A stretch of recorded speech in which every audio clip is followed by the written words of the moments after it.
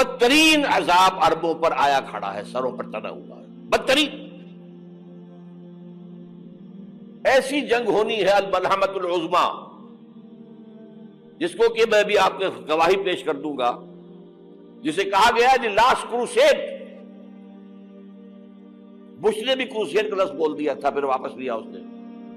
نکل جاتی ہے جس کے منہ سے سچی بات مستی میں، فقیہ مصلحت بھی سے اور ہندے بادہ خار اچھا، کروسیڈ کہہ کر پھر واپس لیا۔ یہ کروسیڈ، اس کے اوپر جس قدر نقصان ہونا ہے عربوں کا، گریٹر اسرائیل بنے گا، یہ عراق، شام، اردن، سعودی عرب کا کچھ شمالی علاقہ، ترکی کا جنوبی علاقہ، مصر کا صحرائے سینا، اور اس کے ساتھ ہی جو بہترین اس کا زرخیز ترین علاقہ ڈیلٹا آف نائل، یہ سب یہودیوں کے قبضے میں جائے گا۔ اس کو حدیث میں کہا گیا الملحمۃ العظمیٰ۔ عیسائی 80 علم لے کر ہے مسلمانوں تم پر حملہ آور ہوں گے، اور ہر علم کے نیچے 12,000 فوج ہوگی، 9.5 لاکھ فوج۔ یہ نیٹو کی تیاری کس کے لیے ہو رہی ہے؟ جب یو ایس ایس آر کا خاتمہ ہوا تو پوچھا گیا تھا نیٹو چیف سے، اب کس لیے؟ تمہارا وہ دشمن تو ختم ہو گیا، اب ہمیں اسلامک فنڈامنٹلزم سے نمٹنا ہے۔ وہ جانتے ہیں خطرہ یہی ہے، اب اسلام ابھر سکتا ہے، مسلمانوں کے سینوں کے اندر وہ آگ ہے، اوپر خاکستر آ گیا ہے، تم پہ اٹھانا بیٹھنا، یہ اندر تو انگارہ ہے، اوپر سے راکھ ہے، اس سے دھوکہ نہ کھا جانا ان کے دلوں کے اندر۔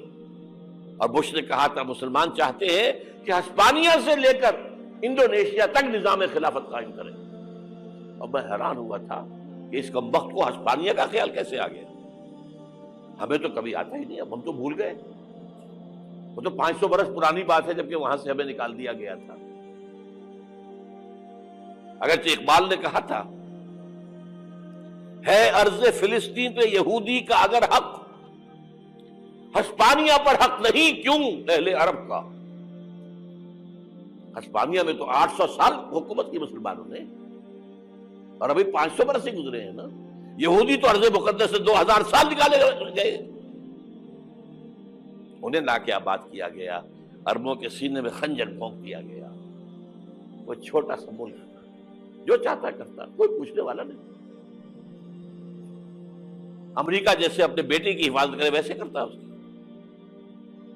اور حضور نے فرمایا ہے وہ جنگ جب ہوگی تو ایک باپ کے اگر 100 بیٹے ہوں گے تو 99 ختم ہو جائیں گے، ایک بچے گا۔ یہ حدیث ہے، حدیث ہے صحیح۔ اور آپ نے فرمایا ویل للعرب من شر قد اقترب، عربوں کے لیے ہلاکت ہے، عربوں کے لیے بربادی ہے اس شر سے جو قریب آ چکی ہے۔ اور آج جس طرح انہوں نے ان کی تہذیب کو اختیار کر لیا ہے، دبئی جا کر دیکھیے، بدترین مغربی معاشرہ جو ہے وہ دبئی کے اندر ہم نے قائم کر کے دکھا دیا۔ اب سعودی عرب اس راستے پر بڑھ رہا ہے۔ اور اس کے بعد نمبر 2 پر جو ہے ہم پاکستانی ہیں، لیکن میں اس کے وہ پہلی بات جو کہہ رہا ہوں وہ تو یقینی ہے، اس میں تو احادیث صحیحہ موجود ہے۔ اگرچہ اس کے بعد پانسا پلٹے گا، پھر حضرت مہدی کا ظہور ہوگا، حضرت عیسیٰ کا نزول ہوگا، اور وہ گریٹر اسرائیل گریٹر گریو یارڈ بنے گا یہودیوں کا، ایک ایک یہودی قتل ہوگا اور دفن ہوگا۔ یہ بات میں ہونا ہے، میں پہلی بات پر فرض کر رہا ہوں۔ وہ پانسا پلٹے گا جب پلٹے گا، ابھی جو سامنے ہے وہ کیا ہے؟ جس ملحمۃ العظمیٰ کہا حضور نے، جسے آرمگیڈون کہتے ہیں عیسائی۔ آرمگیڈون کی اگر کہیں جا کر آپ دیکھیں گے، آپ ڈکشنری میں مانی تو کیا لکھا ہے؟ A very big war which will be fought between the forces of evil and good before the end of this world. اس دنیا کے خاتمے سے پہلے خیر اور شر کی قوتوں کے درمیان بہت بڑی جنگ ہوگی۔ ارمجدون اسے کہتے ہیں عربی میں، اور ارمگیڈون اسے کہتے ہیں انگریزی کے اندر، اور یہ بائبل کی آخری کتاب کے اندر ہے۔ جو اس میں کہ مکاشفات یوحنا، ریولیشنز آف سینٹ جان، یہ تو میں کہہ رہا ہوں یقین کے ساتھ، اور زیادہ دور نہیں ہے، آیا چاہتا ہے۔ اس لیے کہ یہودیوں کا اور عیسائی جو کنزرویٹوز ہیں، نیو کنزرویٹوز، ان کا 5 نکاتی ایجنڈا ہے متفق علیہ، جس کے تحت کہ یہ جنگ صلیبی شروع کی گئی ہے۔ تو سن لیجئے آپ، آرمیگیڈون نمبر 1، گریٹر اسرائیل قائم ہو جانا اس کے نتیجے میں نمبر 2، مسجد اقصی اور قبۃ الصخرہ کو گرانا نمبر 3، وہاں تھرڈ ٹیمپل، وہ مسجد جو حضرت سلیمان نے بنائی تھی 1000 قبل مسیح میں، پھر برباد کی تھی نبوکدنضر نے، دوبارہ بنائی گئی، پھر دوبارہ ختم ہوئی 70 عیسوی تک گری پڑی ہے۔ ان کا خانہ کعبہ گرا ہوا ہے 70 عیسوی سے لے کر آج تک۔ ایک دیوار ہے ویلنگ وال، جہاں جاتے ہیں، روتے ہیں، پیٹتے ہیں، ماتم کرتے ہیں، وہاں وہ بنے گا تھرڈ ٹیمپل۔ اور نمبر 4، اس میں لا کر رکھا جائے گا تخت حضرت داؤد کا۔ یہ تخت کہاں ہے اس وقت؟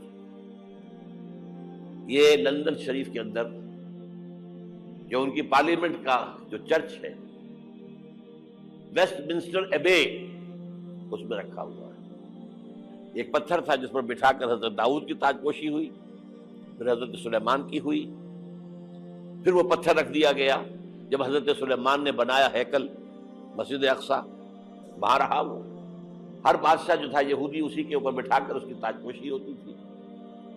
سن 70 میں ٹائٹس نے گرایا اسے، ہیکل کو، وہ پتھر لے گیا، وہاں سے روم گیا، روم سے آئرلینڈ گیا، آئرلینڈ سے اسکاٹ لینڈ آیا، اسکاٹ لینڈ سے انگلینڈ آیا، اور اب وہ رکھا ہوا ہے 14ویں صدی عیسوی سے آج تک۔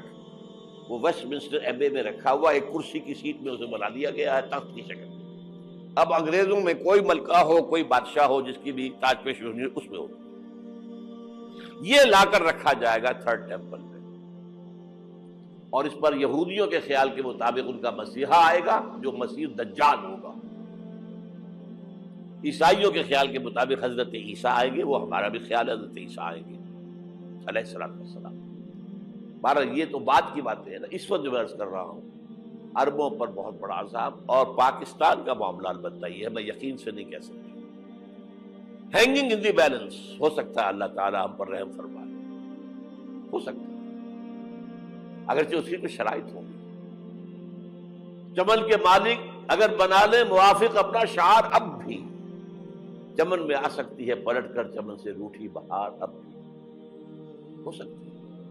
اور یہ بھی ہو سکتا ہے کہ اللہ تعالیٰ نے معجزانہ طور پر ہمیں ملک دیا، ہم نے اللہ سے بدعہدی کی، وعدہ خلافی کی، غداری کی، لہذا سزا دی جائے اور ہم سے یہ ملک چھین لیا جائے۔ اٹس جسٹ پاسبل، دور نہ سمجھے، اسے انہونی بات نہ سمجھے۔ جو گھیراؤ ہو رہا ہے آپ کے مغرب میں نیٹو فورسز اور مشرق میں بھارتی فورسز گدھوں کی طرح بیٹھے ہوئے انتظار کر رہے ہیں پاکستان اور ڈسٹیبلائز ہو جائے، یہاں اور بدامنی ہو جائے۔ اب لاہور میں پھر آج دھماکے ہو گئے ہیں، 2 دن پہلے کا دھماکہ میں سہ کے آیا ہوا ہوں، آپ کے سامنے بیٹھا ہوں، وہ جانے بچی ہیں۔ جو ہماری اکیڈمی کا حشر ہوا وہ تو میں آپ کو نہیں بتا سکتا۔ یہ سارا کیوں ہو رہا ہے؟ تاکہ یہاں بدامنی ہو جائے اور ہمیں جواز مل جائے، مغرب سے نیٹو فورسز داخل ہو جائیں، مشرق سے بھارتی فورسز آ جائیں، اور ہمارے ایٹمی دانت توڑ کر اور پھر ہمیں بھارت کے سامنے ڈال دیا جائے۔ نو ڈو ایز یو لائک۔ یہ ان کا نقشہ ہے، ہوگا کیا وہ اللہ جانتا ہے، ہوگا وہ جو اللہ چاہے، لیکن اللہ کا چاہنا جو ہے وہ کس پر منحصر ہے؟ یہاں انقلاب برپا کرو، یہاں اسلام لاؤ، اگر دھندوں میں لگے رہو گے تو وہ خود بخود نہیں آ جائے گا انقلاب۔ صحابہ نے جانیں دی تھی، کتنی تکلیفیں اٹھائی تھی،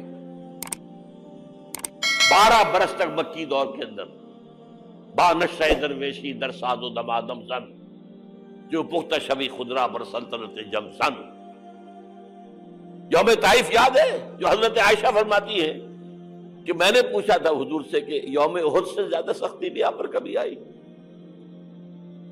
یوم احد پر کیا ہوا تھا؟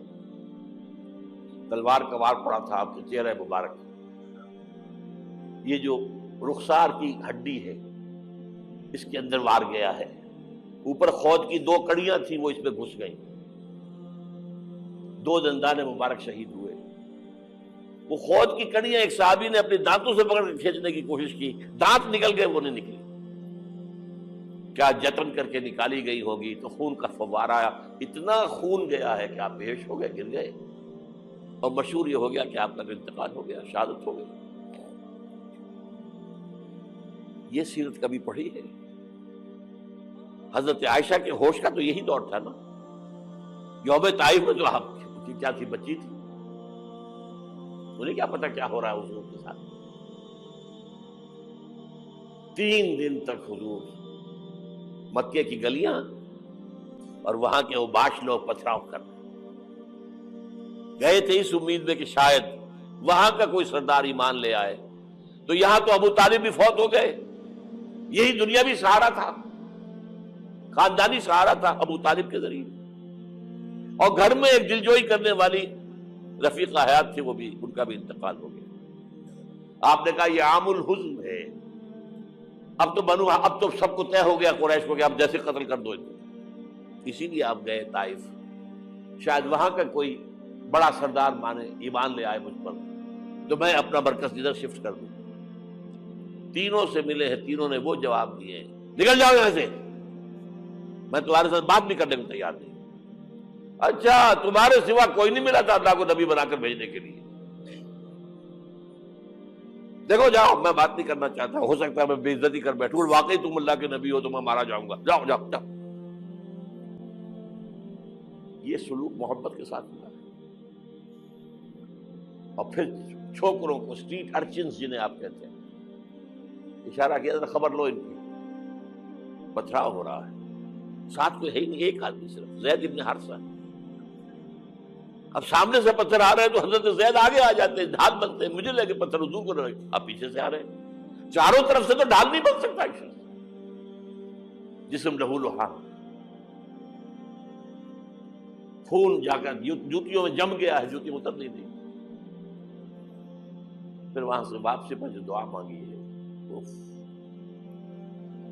اللہم الیک اشکو ضعف قوتی وقلت حیلتی وہوانی علی الناس، اے اللہ تیری جناب میں فریاد لے کر آیا ہوں اپنی قوت کی کمی کا، اپنے وسائل کی کمی کا، اور جو ذلت و خواری ہو رہی ہے لوگوں کے سامنے، الا ملتقننی، مجھے کس کے حوالے کر دیا ہے، الا بعیدی یتجہمنی، یہ میرے اوپر ہجوم کر کے آ جائے، حملہ کرے، اور عدو ملکتا امرے، یہ دشمن کے حوالے میرا معاملہ کیا ہے، جو چاہے کر دے وہ۔ لیکن پھر عبدیت غالب آتی ہے، ان لم یکن علی غضبک فلا ابالی، اللہ اگر تو ناراض نہیں ہے تو مجھے کوئی پرواہ نہیں، سر تقسیم خم ہے جو مزاج یار میں آئے، مجھے اندیشہ یہ ہے کہ تو ناراض تو نہیں ہوگی۔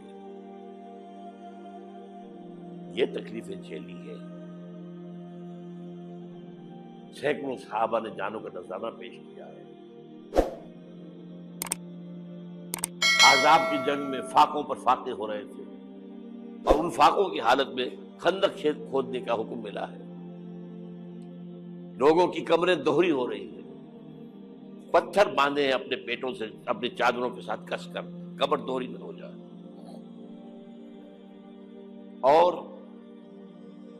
جب صحابہ کدالیں چلا رہے ہیں تو کیا کہہ رہے ہیں، نحن الذین بایعوا محمدا علی الجہاد ما بقینا ابدا، اللہم لا عیش الا عیش الاخرہ۔